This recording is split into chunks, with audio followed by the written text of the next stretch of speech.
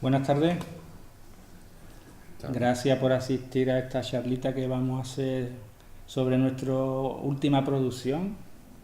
Esta vez la hemos hecho en Spectrum. Bueno, está planteada desde el año 1988 y este año pues la hemos editado debido sobre todo a la presión de los amigos que nos seguís. Este juego, su autor, el programador, no está con nosotros, que es Juan Antonio Domínguez. Hemos intentado localizarlo, pero ha sido imposible.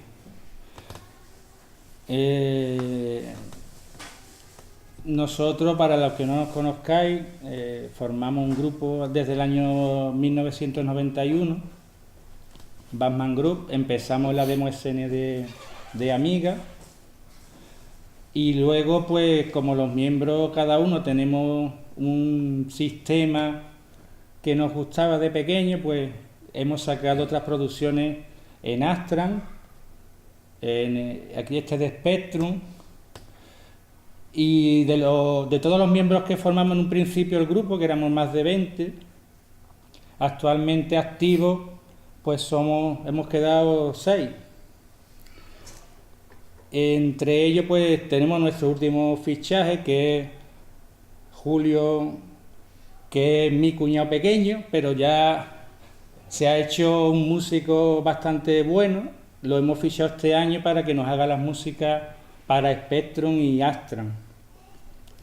Tenemos también a mi amigo Vicente, con su nombre de guerra Dredd, que viene también de Amiga, es de los primeros que se nos unieron.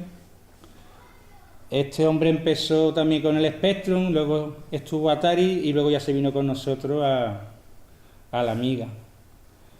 Y el padre de la criatura, que actualmente es el que la sacó la versión en cinta y él la ha estado editando, Marco, Mac, está considerado uno de los mejores grafistas dentro de la escena del Spectrum. Y yo, Manolo, me conocen con el nombre de Batman, que fui el que creé en su origen el grupo con mi hermano Serafín Becchia. Y así pues, desde el 91 pues hasta ahora, ¿no? Como hemos dicho, faltan 2 compañeros que empezaron este proyecto, uno que se llama David y el programador Juan Antonio Domínguez. Esta historia, este programa tiene la misma calidad gráfica de las aventuras de la época.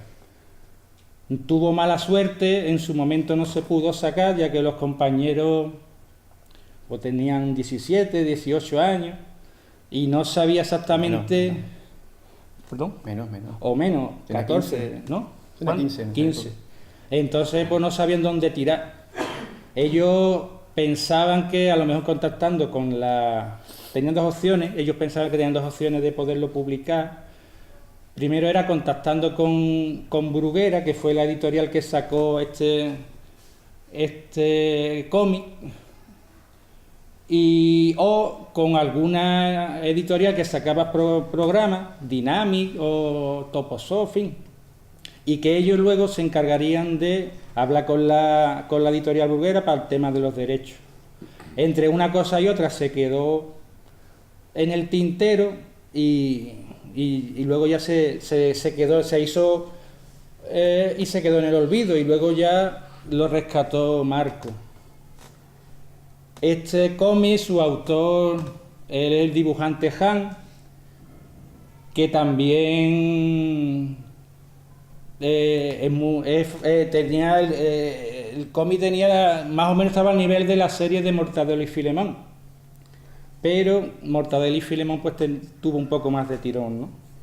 Este cómic también se sacó en Alemania, pero allí tampoco no tuvo el éxito que tuvo aquí.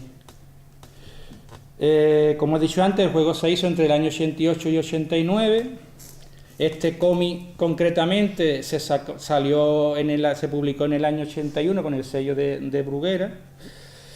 Y Han, el autor es Juan López Fernández, de ahí sale lo de López, ¿no? El apellido del superhéroe. La historia de este cómic consiste en que hay un malo malísimo, que es se llama Chupón, que tiene 6 vasallos, que son los que se le revelan, que se llaman los chuposteros negros, ¿vale? Los 6 chuposteros negros. Entonces convence y engaña a nuestro superhéroe, que es un personaje de a pie, sin normal y corriente, lo engaña para que, dándole el chupete único, pueda encontrar los 6 chupetes negros que el malo le había dado a los otros para poder dominar la tierra, ¿no? Entonces este proyecto se planteó en 6 capítulos. En cada uno iba intentando, rescatando uno de los chupetes, ¿vale? Y solamente se quedó en 2. El tercero se llegó a desarrollar la historia, el argumento, en fin, pero no se llegó a dibujar ni a programar, ¿no? En los 2, bueno, ya eso lo contará Marco, y la charla la hemos dividido en 2 partes. Una es de cómo se hizo los orígenes del grupo y cómo se hizo el juego dentro del sello Rhinosoft, que fueron ellos 2 y los otros 2 compañeros que no están aquí. Antes de Batman Grow, ¿no? Antes de Batman Grow, porque Batman Grow lo formamos en el 91 y ellos lo hicieron en el 88-89. Y la segunda parte es la que Marco pues nos va a contar cómo volvió a rescatar un poco el videojuego y explicando un poco las herramientas que se utilizaron para hacerlo. Y bueno, esperemos que sea un poquito ameno esto. Ahora le paso la palabra a Marco. No, Vicente. Perdón, Vicente. Bueno, pues yo voy a contar un poco lo que era, cómo nos conocimos y cómo hacíamos las cosas ya te digo, con la edad que teníamos. Teníamos 14 o 15 años y lo que hacíamos prácticamente, pues lo que hacen todos los niños con 14 o 15 años, jugar. Nos gustaban los juegos, como todos. Pero claro, en esos ordenadores los juegos no solamente se ponían y ya está, sino que tú podías ver también cómo se hacía, cómo el juego funcionaba. Entonces eso ya te daba la curiosidad, ¿sabes? Te llamaba a investigar un poco, el saber cómo funcionaba todo. Y ahí pues como comienza nuestra andadura en el mundo de crear cosas para el principio en Spectrum, después en otras plataformas. Entonces yo a Marco lo conozco desde el colegio. Entonces pues nos juntábamos en su casa o en la mía y para jugar, para cambiar juegos, para todas esas cosas. Y nada, pues ahí empezamos a juntarnos. Después yo conocí a Manolo por otro lado, a otros amigos, y ahí pues empezamos a Juan Antonio. Al Juan Antonio, que lo conocía también de otro lado, que él programaba, ya era uno de los programadores, y decidimos de hacer un juego. En principio habíamos hecho otros proyectos, otras cosas que queríamos haber hecho, que tampoco se llegaron a hacer. Y con el programa este que teníamos, pues podíamos poder hacer una aventura gráfica de una buena calidad, ¿sabes? Entonces, más o menos esos fueron los inicios nuestros. Bueno. Lo del No Smoking, eso era un proyecto anterior, claro. Un juego que se llamaba No Smoking, que él hizo los gráficos, pero no llegamos a programarlo, no pudimos programarlo porque no teníamos programador, vamos. Y poco más, vamos. Después, claro, descubrimos los programas que hacían las aventuras. Entonces ahí es donde nos... Vale, voy a comentar yo un poco, ¿vale? Vale. Esto, ¿se me escucha bien o no? Sí. Sí, ¿no?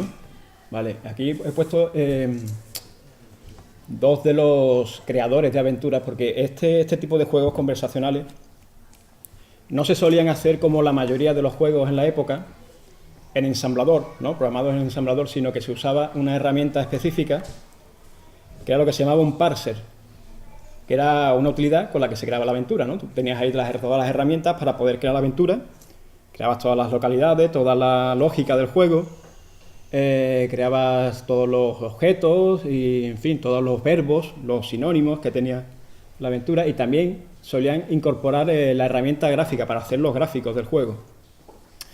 Entonces aquí he puesto un ejemplo del GAC, el Graphic Adventure Creator, que es uno de los que más se usaron.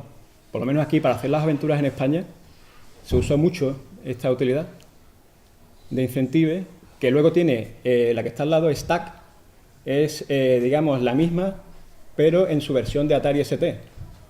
Que esa quiero recordar que la tenías tú, ¿no? Sí, la tenía. Vicente era de Atari, teníamos esa herramienta también en Atari, porque uno de nuestros proyectos también era hacer juegos, después pasar del Spectrum al Atari ST y hacer aventuras en Atari ST con esta herramienta, ¿no?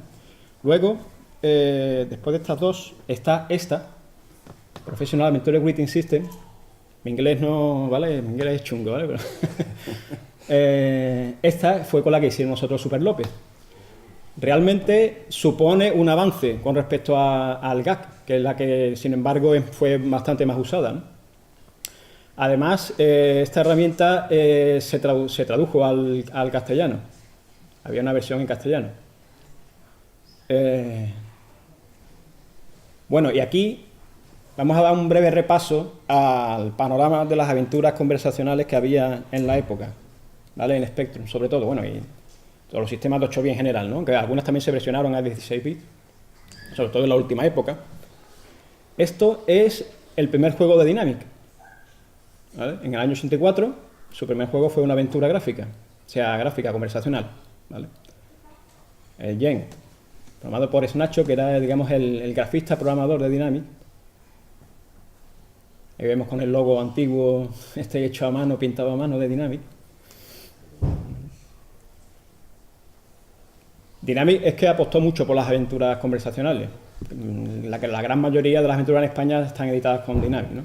Este juego es curioso porque de Jorge Blecua, que es, digamos, una referencia aquí en el panorama retro de las aventuras, ¿no? Es curioso porque está hecho en BASIC. La aventura está hecha en BASIC, sin embargo tiene los gráficos, sí estaban hechos con una rutina en código máquina. ¿Vale? Aquí hemos pasado ya al año 86. ¿Vale? Al año siguiente, el mismo autor ya usa el GAC que vimos antes en esta aventura, que curiosamente, que también editada por Dynamic, que como curiosidad consiguió la licencia de la serie de dibujos animados, ¿no? Del Quijote. Megacorp, año 87 también. Este juego de Dynamic es el primero que viene con el sello AD. El sello AD de Aventuras Dynamic es el que posteriormente Aventuras AD, digamos, cogió como nombre para formar una nueva empresa solamente dedicada a hacer aventuras, ¿no? Entonces este es el primer juego que viene con el sello AD. También programada con el GAC, ¿ves? Esta aventura de Jorge Blecua, el autor del Quijote y otros, está hecha con PAU, la herramienta que nosotros usamos, el Super López. Esta ya no se edita con Dynamic, sino con ProAim. Carballo, Los pájaros de Bangkok, ¿vale? Esta aventura, otra con el sello AD de Dynamic, ya estamos en el año 88, ¿vale? Pero también con el GAC. El GAC era bastante mayoritario, ¿no? La guerra de las vajillas, ¿vale? Esta aventura, me acuerdo mucho, Zipizape, porque ya es año 89, cuando salió, me acuerdo que era justo la época en que nosotros estábamos desarrollando el Super López. Entonces, claro, era también de cómic, y pues claro, yo pensaba en esa época que esta gente que habían hecho este juego de cómic, ¿no? Nosotros, ¿por qué no íbamos a sacar también nuestro Super López, ¿sabes? Ya está, aquí empiezan los juegos de aventuras AD, ¿vale? Como sabéis, pues muchos, digamos, fue la principal empresa de juegos de estos, ¿no? Era una empresa de videojuegos que solamente se dedicaba a hacer aventuras. La aventura original, ¿vale? Esto es un juego que está basado en uno de los primeros videojuegos, ¿vale? Creo recordar que en la conferencia de del Maniac Mansion se llegó a mencionar, ¿no? La primera aventura, Me suena, sí. que era solamente de texto, claro. Ese es lo primero que comento. Esta gente usaban una herramienta suya específica, con esas siglas, DAT, que no lo hemos visto antes porque es que realmente no se puede conseguir imágenes porque era una herramienta que solamente la tenían ellos. No se editaba ni nada, sino que era exclusiva. Creo que recientemente se ha liberado y es posible descargarla. ¿Vale? El Jabato, 1989, Aventuras AD también. Cozumel, esto forma parte de una trilogía. ¿Vale? Aquí ya lo que pasa es que ya, claro, ya entramos en 1990 y ya se inicia, digamos, la decadencia de la época del Spectrum, aunque Aventuras AD también hacía versiones para los nuevos ordenadores de 16 bits, los Atari ST y los Amiga, pero este tipo de juegos pronto ya quedaría como antiguo en el sentido de que las aventuras gráficas tipo Maniac Mansion y Monkey Island triunfaban bastante más. La gente ya le gustaba más eso, ¿no? De manejar a base de iconos o de, ¿no? Con un ratón y demás, más que teclear. Entonces ya cada vez las aventuras pues se vendían menos, ¿no? Los Templos Sagrados, la segunda parte de la trilogía, en el año 91. Aquí ya, como veis, son juegos de bastantes más autores. Son producciones más importantes. Chichen Itza, que es el último de la saga esta, ya en el año 92. Este ya prácticamente es el último año donde el Spectrum tuvo vida, digamos. ¿Vale? Y bueno, aquí acaba este repaso. El Spectrum y el Commodore y el Astra y el MSX, Sí, ¿no? Vale, yo es que soy de Spectrum, ¿vale? Se nota un Sí, poco, ¿no? se anota, Bueno. se anota. Se acabaron los 8 bits. Bueno, no sé, más o menos coincidió, ¿no? O sea, la época esa de declive, el 92 también fue cuando ya el Commodore, ¿no? Y MSX y Ya los 8 bits ahí. prácticamente el declive de los 8 bits es parejo, o sea, en todos los sistemas. ¿Vale? Bueno, llegamos a Super López, el cómic, que ya ha comentado Manolo un poco, ¿no? De qué va, es una parodia del Señor de los Anillos. Yo tengo que decir que yo en esta época, tenía 15 años, ya lo dije antes, realmente no conocía mucho los cómics de Super López, no los tenía. Por ejemplo, yo de niño siempre tenía TVOs de Mortadelo y Filemón, por ejemplo, muchos, y otros, pero Super López lo conocía yo de haberlo visto, no sé, pues en hipermercados, en kioscos o donde hubiera ese cómic, ¿no? Yo lo conocía, pero no tenía ninguno, yo realmente lo empecé a conocerlo más, empecé a leer más cómics de Super López a raíz de que Juan Antonio Domínguez, que es el programador del juego, pues nos conocimos ¿no? Porque yo hacía en esa época gráficos con RStudio sobre todo, hacía pantalla, me entretenía con el Spectrum haciendo gráficos. Claro, RStudio es una herramienta del Spectrum, ¿vale? Para hacer gráficos. Yo hacía gráficos en esa época, entonces así fue como Vicente me conoció y nos puso en contacto con el programador para eso, ¿no? Para hacer los gráficos de esa aventura que tenía el programador ya hecha. Necesitaba que darle porque él incluso hizo los gráficos, ¿vale? Bueno, y esto es una página de la aventura esta, El Señor de los Chupetes, ¿vale? Curiosamente también, yo no tuve este cómic hasta más tarde, ¿vale? O sea, yo empecé a hacer los gráficos, vamos a poner el juego y lo vemos sobre la marcha, ¿vale? Porque veréis que muchas veces los gráficos, vamos a poner en pantalla completa, dale ahí. Los gráficos se ve que no guardan mucha relación realmente con el estilo del cómic, ¿no? Hombre, son bastante básicos porque hay que tener en cuenta cómo se hacían estos gráficos, cómo se solían hacer estos gráficos. Estos se hacían con la herramienta del propio creador de aventura, el Pau, y eran gráficos vectoriales, ¿vale? O sea, es basado en líneas, rellenos, y además se ve cómo se forma. Tú cambias, ¿no? la pantalla y se ve cómo se forma, que se está formando ahí en tiempo real, porque lo que guarda son datos de posición de las líneas, los rellenos y demás, ¿no? Y el color. Entonces, eso, ¿qué se consigue con eso? Pues que ocupan mucha menos memoria, ¿no? Si esto fuesen gráficos así tal cual, bits más normales, ¿sabes? Ocuparía muchísimo más, ¿no? Entonces, la verdad es que tenía una buena herramienta el Pau para hacer gráficos, ¿no? Podía usar bastantes recursos. Tú, por ejemplo, una cosa que se repite siempre, por ejemplo, el marco este, ¿no? Con el logo del rinoceronte, eso lo hacías solamente una vez y luego hacías una llamada a eso para que se pusiese siempre, ¿no? Tú tenías que hacer solamente la parte central, ¿vale? Estoy hablando de cómo se hacen los gráficos porque, claro, lamentablemente, como no tenemos el programador aquí, pues lo que puedo hablar es cómo hice los gráficos, ¿no? Y bueno, lo que comenté antes, ¿sabes? Que yo básicamente cogí, el programador tenía todos los gráficos hechos ya, suyos, o sea, él los había hecho, lo que necesitaba era mejorarlos, ¿sabes? Entonces yo me basé no en el cómic, sino en los gráficos que ya previamente había hecho el programador. Luego, cuando ya iba por la segunda parte, porque el juego son 2 partes, ¿vale? Creo que lo comentó antes Manolo, ¿no? Queríamos hacer las 6 partes del cómic, pero nos quedamos en 2, ¿vale? Y nos quedamos en 2 cuando ya fue el tema ese que comentó Manolo, de decidir contactar con la compañía y demás, y ver cómo conseguir los derechos, y se quedó la cosa, ¿no? Se llegó a hacer una tercera parte, pero estaba solo de texto. Yo empecé a hacer los gráficos, pero se quedó ahí, esa no la recuperé, ¿vale? Y bueno, Vicente os puede comentar un poco, ¿vale? Sobre la marcha, un poco cómo se jugaba a este tipo de juegos, ¿vale?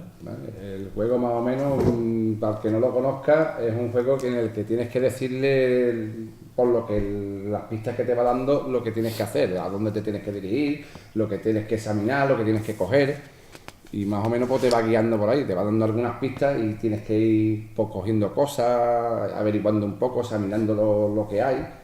Entonces, pues más o menos, ahí ya he hecho yo un poquillo, no sé si si habéis estado pendiente de lo que estaba haciendo, pero más o menos es eso, ¿sabes? Y ya un poquito avanzando, ¿sabes? Te va diciendo, el misterioso personajillo te conduce hacia el interior del callejón, una vez allí te pide ayuda para la humanidad, ya que según el mundo depende de que tú, Super López, destruyas para el bien de todos los 6 chupetes negros pertenecientes a los 6 chupósteros, servidores del gran chupón, poseedor del gran chupete único, hasta que este personajillo se lo quitó a él. Tras contarte esta historia, el misterioso personaje te ofrece el gran chupete único, que hace invisible al que lo chupa para facilitarte tu misión. Y ahora te dice la opción que tiene de salida. Tienes para salir el sur. Antes de irte de aquí, pues como te lo ofrece el chupete, pues tienes que escribir, coger chupete. Y ahora te dice, ahora tienes el chupete único. Pues darle inventario, por ejemplo, creo que con la I, ¿no? Algo así. ¿No? Tienes en tu poder el chupete único. Ahora sales de aquí. Hay comandos básicos, por ejemplo, mirar, examinar. ¿Vale? Eso siempre funciona. Sí. Bueno, ahora vuelves a la calle. Ahora te vas hacia el oeste. Y vemos una cabina. Todo el mundo sabe, como en los cómics las películas de Superman, que Superman se cambiaba las cabinas, ¿no? Pues te da un poquito ahí a decir lo que se debe de hacer, ¿no? De irte a una cabina y como cambiarte, ¿no? Pues vamos a la cabina, que está en el norte. Y ahora pues aquí en la cabina pues te dice que tengo que ver, te dice que debo de mirar, que hay algo dentro que debo de mirar, ¿no? Entonces, examinar.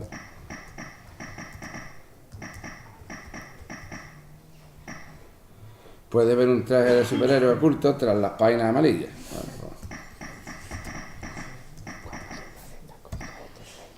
Ahora tienes que coger el traje y ahora vuelves aquí.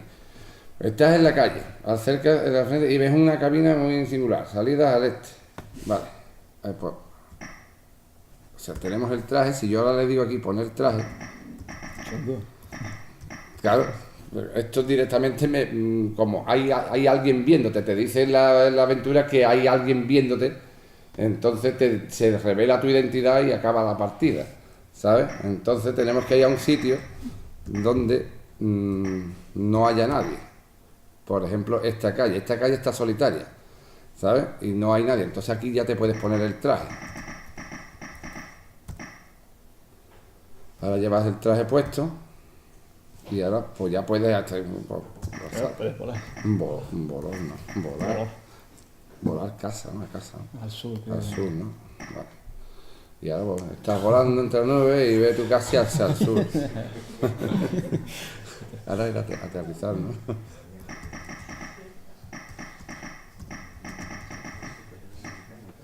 Ahora estás en tu casa, el hogar, dulce hogar. Pues más o menos esta era la dinámica de los juegos, de todos este tipo de juegos era así, ¿sabes? Era más o menos pues, guiándote por las pistas que iba dando el juego, ibas haciendo cosas, ¿sabes? Parecido a las aventuras de tipo Maniac Mansion, pero más interactivo con el teclado, no con el ratón, ¿sabes? Los Spectrum no teníamos Y no ratón. no se mueve un personaje. Exactamente, y no había, digamos, unos gráficos animados, ¿sabes? Bueno, La forma de divertirnos.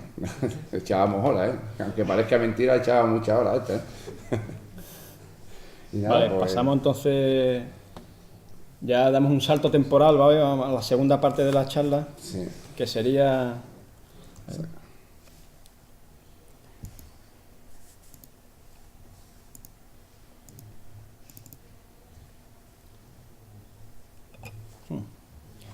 No se ve muy bueno.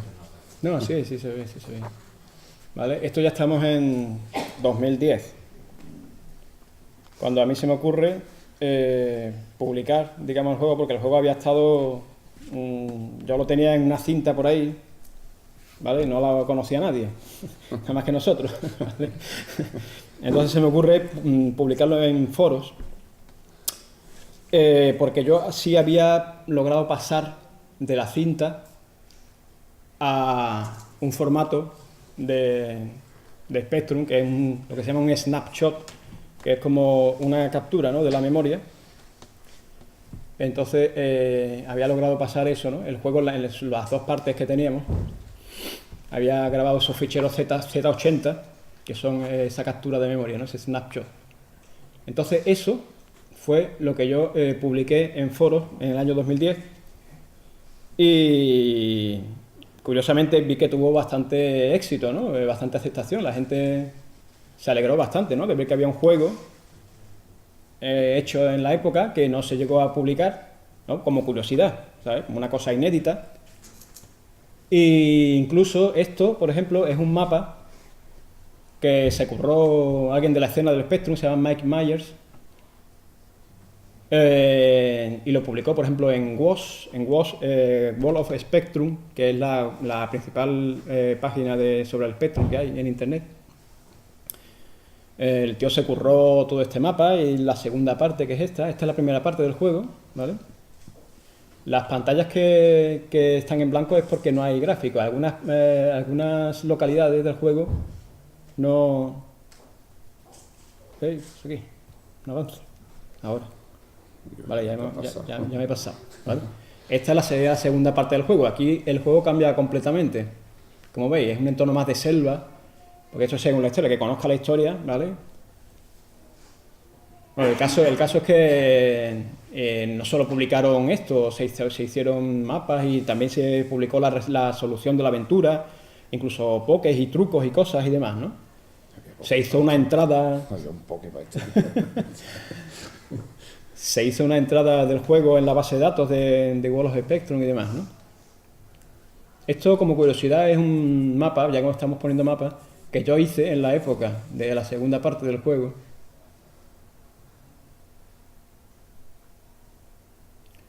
Y aquí ya vamos a esto, ¿no? Que ya esto ya sigue este año. En este año se me ocurrió la posibilidad... ¿Cómo has pasado el Nacho a cinta? Eso lo explico ahora, claro. Esto se me ocurrió la idea de editarlo físicamente, hacer una edición física del juego. Claro, entonces, ¿qué ocurre? Yo aquí me encontré con un problema, porque yo lo único que conservaba eran los snapshots, estos Z80, ¿no? Entonces, un snapshot no sirve para hacer una edición física porque tú necesitas grabar el sonido, ¿no?, de la carga. Entonces, el snapshot es un fichero automático, es una cosa instantánea, tú lo cargas y sale automáticamente, no tienes el sonido, no tienes forma de conseguir ese sonido, ¿no? ¿Qué pasa? Necesitaba convertir ese snapshot a un formato estándar del Spectrum, que es el TAP o el TZX. Entonces estuve enrollándome, estuve investigando cómo poder hacerlo, vi que había una herramienta que lo hacía, un conversor que convertía Z80 a TZX concretamente. ¿Qué pasa? La probé, funcionaba, pero te dejaba, digamos, una estructura de bloques poco limpia. Además te colocaba un logo de la aplicación en la pantalla ¿sabes? Entonces no me convencía, prefería otra cosa más limpia y más, ¿no? Entonces, ¿qué ocurre? Me quedé un poco así como que no sabía lo que hacer.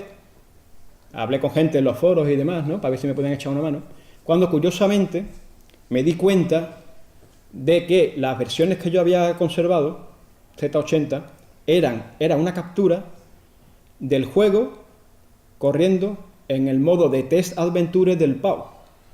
O sea, que era ese momento en que tú le pones el PAU, le das Test Adventure, que es iniciar la aventura para probarla, y ahí en ese momento es cuando se capturó ese snapshot, ¿no? Entonces, ¿qué ocurre? Que me di cuenta porque probando el juego y al darle a abortar la partida, salía, te pregunta si quieres jugar otra partida, le das que no y sales. Normalmente, en el juego normal, pues haría un reset y se acabaría, ¿no? ¿Qué pasa? Que en esa versión salía el menú principal del PAU. Entonces, en ese menú principal del PAU había una opción que era Save Adventure, ¿vale? Entonces, ahí, si le das a Save Adventure, ya sí te grababa el juego en un bloque normal con la carga estándar del Spectrum. Claro, entonces yo ya tenía ahí el juego, ¿vale? ¿Qué pasa? Necesitaba hacerle una pantalla de presentación, ¿vale? Una pantalla de presentación que yo esta pantalla en su día la hice, pero la perdí, digamos, como muchas otras cosas. Repetí el trabajo. Claro, pero seguramente la que hice en su día Era peor, era ¿no? peor, claro. Era más jovencito. Sí, no, se notan los años. Uno a veces recuerda que, ¿no?, que algunas cosas que hizo en otra época eran más chulas, estaban mejor, pero que va, ¿sabes? Después compara, ¿sabes? Y es verdad que no, que los años se notan, ¿eh? O sea, hacer una cosa. La experiencia es un grado. Claro, a los 15 años no es lo mismo hacer una cosa a los 15 años que a, ¿sabes?, que a los 40, ¿sabes? Y entonces, claro, tuve que hacer una pantalla, la hice en RStudio, como suelo hacer yo otros gráficos del Spectrum, ¿no? Que sí, bueno, es básicamente es coger la portada original del cómic y hacer una conversión, aunque siempre tienes que adaptar un poco, ¿vale? Porque, por ejemplo, aquí me encuentro con el problema típico de pasar una imagen que es formato vertical a la pantalla del Spectrum, que es horizontal, ¿no? Entonces, pues tienes que seleccionar una parte, incluso, si os fijáis, la composición está un poco ligeramente inclinada, ¿sabes? Para que quepa bien, ¿sabes? A mí me interesaba que estuviese el gran chupón ¿vale? Que se viese entero por arriba y que abajo por lo menos se viese un poco las piernas de Super López, ¿vale? Entonces tuve que inclinar un poquito la imagen, ¿vale? Luego, bueno, también está el trabajo de esto, ¿no? De crearlo porque es la propia cinta y demás, ¿no? Esto encarga unas cintas a un sitio en Inglaterra que se llama Tapeline para hacer las cintas azules y demás, ¿no? Así en plan chulo, como si fuese una edición de las de Herbe, que era el estándar de Herbe del lomo rosa, ¿vale? Esto, una vez que ya tenía todo con la pantalla de carga de eso, pues ya el último paso era grabar las cintas, ¿no? Yo hice una mini edición de 20 copias en su día, hace unos meses, y ahora recientemente pues se ha hecho una segunda edición, que es la que podéis ver aquí, que está, ¿vale?, que se puede adquirir. Y esto es además una versión de disco para Spectrum Plus 3, que es en lo que estamos ahora, ¿vale? Bueno, acabamos de terminar, Sí. salió del horno. Claro, y aquí ya paso la palabra a Manolo, Esta mañana no llega. ¿vale? Porque tú quieres presentar, digamos. Que, como comenté antes, y también muchos nos conocéis, nosotros... Claro, el disco está aquí, ¿vale? Como comenté antes, muchos nos conocéis, sabéis que venimos nosotros de la parte de la DemoScene, ¿no? Entonces convencimos a nuestro coder, Rhino, y hemos rendido un pequeño tributo a la escena del Spectrum, en el cual participa nuestro músico Julio y nuestro code Alejandro, ¿no?, Rhino. Entonces, en la versión de disco, en vez de poner las dos cargas independientes, pues hemos hecho un pequeño menú al estilo de las típicas intros o castros que habían en los juegos de Amiga, ¿no? Entonces, pues la queremos presentar para que ustedes la veáis y aportar nuestro granito de arena a la demoescene de Spectrum. Marco lo va a poner ahora para que veáis la intro cómo ha quedado. En la máquina y en el CRT se ve mejor que aquí en el emulador. Claro, es un emulador.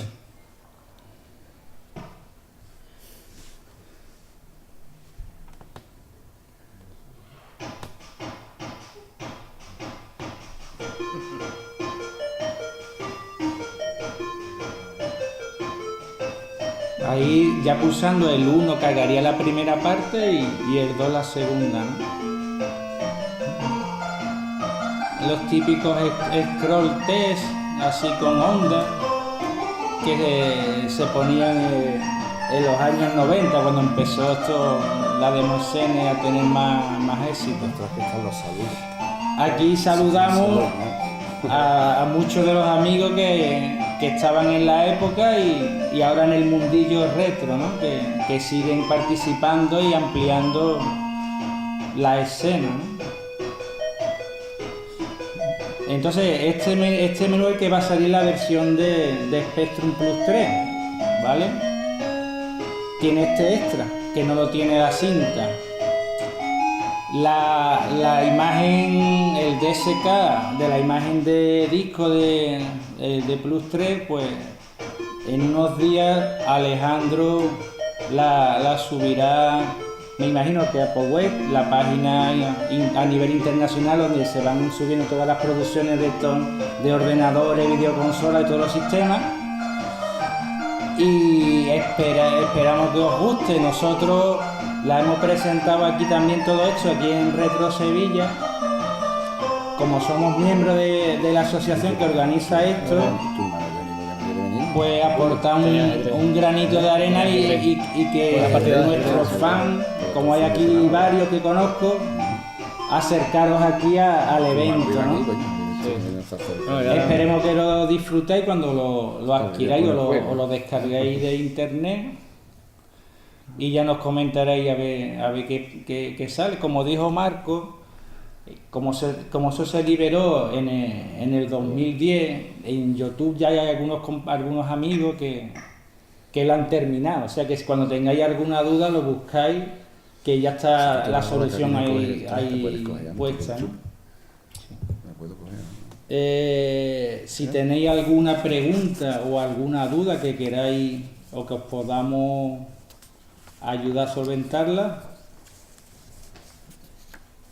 si ha quedado clarito, pues nada, mejor, ¿no? Somos unos máquinas, os queda todo. Y nada, pues invitaros, lo tenemos puesto ahí en la exposición, un Plus 2 con la cinta, y si queréis ver un poco el juego, pues ahí está. Y en unos días lo podéis descargar la versión de disquete. No sabemos si la editaremos o se editará físicamente, porque el disco sale un poquito más caro, ¿no? No lo creo, pero bueno, descargarlo de internet o no lo compráis. Bueno, hay una edición limitada ahí, no sé cuántas copias quedarán y no sabemos si se volverá a reeditar. Bueno, pues nada, gracias por asistir, esperamos que os haya gustado la charlita y los intríngulis de cómo se desarrolló este programa.